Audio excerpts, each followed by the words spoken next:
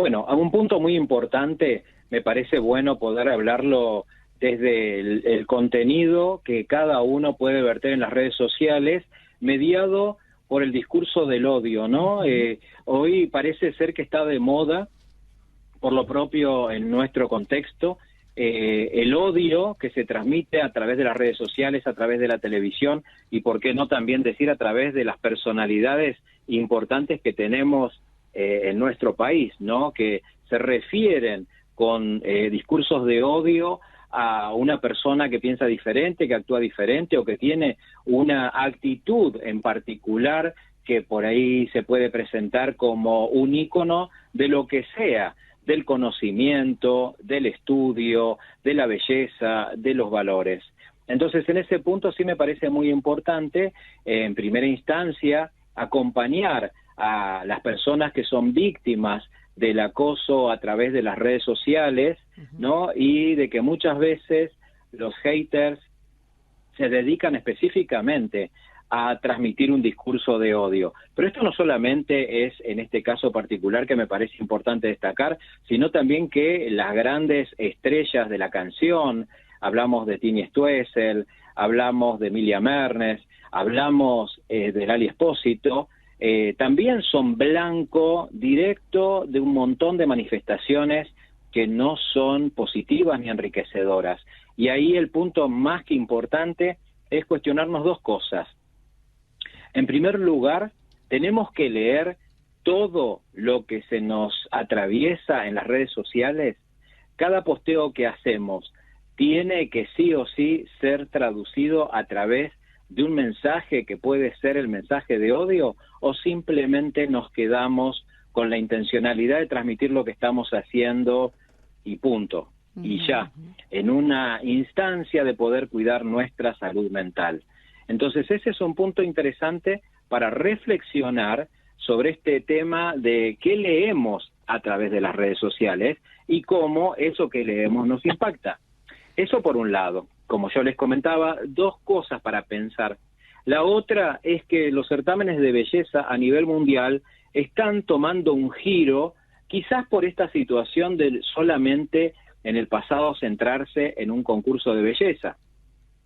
Y hoy en día la belleza puede ser una buena presentación para un contenido que antes no se transitaba tan específicamente. Hoy tenemos concursos de belleza a nivel mundial que apuntan a una belleza integral, específicamente de la persona que concursa, en este caso una mujer.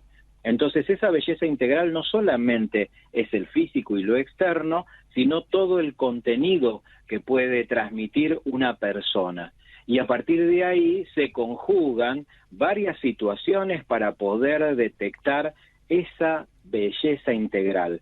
Entonces, en ese sentido, se desplaza la atención de la estética visual a una belleza integral. Y en ese punto hay concursos como Miss Universo, que tienen una mirada muy puesta en que las concursantes, las participantes o las embajadoras, como se llaman en este momento, esas embajadoras puedan transmitir un mensaje desde las emociones, desde la calidad de vida y por supuesto desde los valores, ¿no? Entonces ahí se entrecruza el valor del respeto, el valor de la mirada de la inclusión hacia las diversidades y desde todo tema social importante a ser tratado y que justamente una embajadora, sea cual sea su distinción, pueda llevar adelante con una mirada hacia un mundo mejor. Ahora, licenciado, con relación al tema de cómo se reacciona en las redes y cómo estas jovencitas que son candidatas,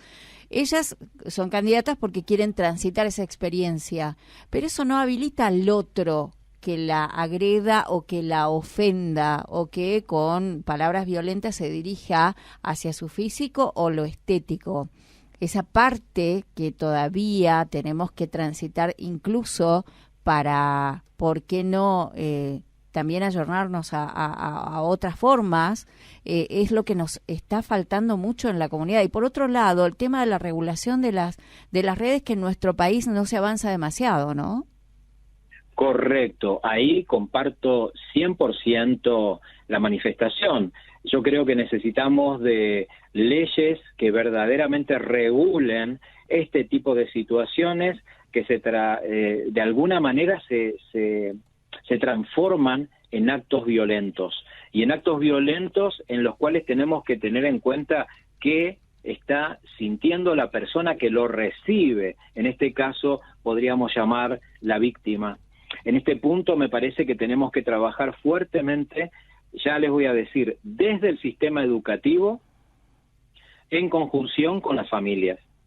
Y digo desde el sistema educativo porque es el lugar por excelencia del trabajo, de la comunicación, y por sobre todas las cosas porque estamos hablando, en este caso, en la provincia de Jujuy, de un concurso que apunta a la mirada estudiantil del nivel secundario.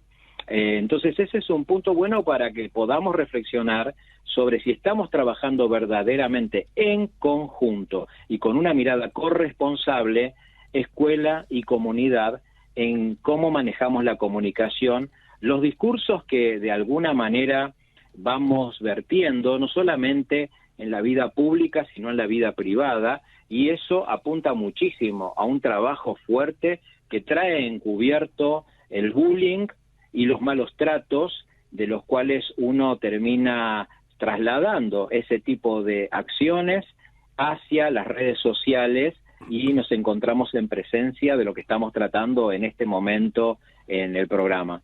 Así que me parece muy interesante pensar que todos tenemos una responsabilidad por el dejar hacer y una responsabilidad por un nuevo hacer en la comunicación. Ernesto, ¿qué tal? ¿Cómo te va? Gastón te saluda. Creo que esto también nos tiene que llevar a reflexionar de alguna forma, tanto esta carta que presentaron las candidatas de un colegio, pero también viendo el contexto, ¿no? Donde vemos que los mensajes, particularmente mensajes de odio, que uno por ahí las disfraza de la excusa de es mi libertad de expresión y de decir lo que yo pienso, ¿cómo impactan a nivel social? Yo hoy veía un recuento que hace un periodista donde decía, analizaba determinados eventos de discursos muy fuertes, de mucho odio, y 2-3 días después había repercusiones a nivel social, que uno dirá, pero ¿qué relación tendrá? Pero sin embargo las hay y uno puede empezar a establecer, ¿no? Y creo que ahí hablamos de esa responsabilidad, que muchas veces uno dice, no, que son los chicos, pero en la población adulta esto está totalmente naturalizado y se cree hasta válido, por ejemplo, utilizar redes sociales para agredir, para difamar, para generar rechazo a nivel social, y que creo que alguien se tiene que hacer cargo de eso y ponerle nombre, y además también responsabilizar a las personas que bajo esa idea creen que pueden decir lo que quieran o hacer lo que quieran, por ejemplo, en un ámbito con tan poca regulación como son las redes. Sí, por supuesto. Igualmente, Gastón, tenemos que ser conscientes que los medios de comunicación social también tienen una gran cuota de responsabilidad en este tema, ¿no?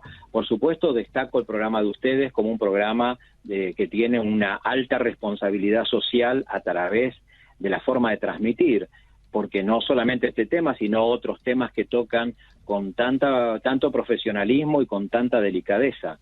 Pero sí tenemos que destacar y podemos ser críticos a la hora de pensar que los medios de comunicación son grandes réplicas de las redes sociales. Nos hacemos cargo de difundir una y otra vez los dichos, los insultos, las palabras de odio, y en ese punto la reflexión cabe también cuando vos decís libertad de expresión. Por supuesto que en nuestro país tenemos libertad de expresión, pero uno tiene que entender, y cuando un profesional de la comunicación social verdaderamente lo es, quiero decir, alguien que ha estudiado, ha transitado y está en consonancia con las recomendaciones que da FOPEA y otras organizaciones de medios de comunicación, es importante tener en cuenta que la responsabilidad de poder hablar de libertad de expresión tiene que ver con un plano en donde se termina cuando esa responsabilidad se transforma, la libertad de expresión se transforma en un ataque.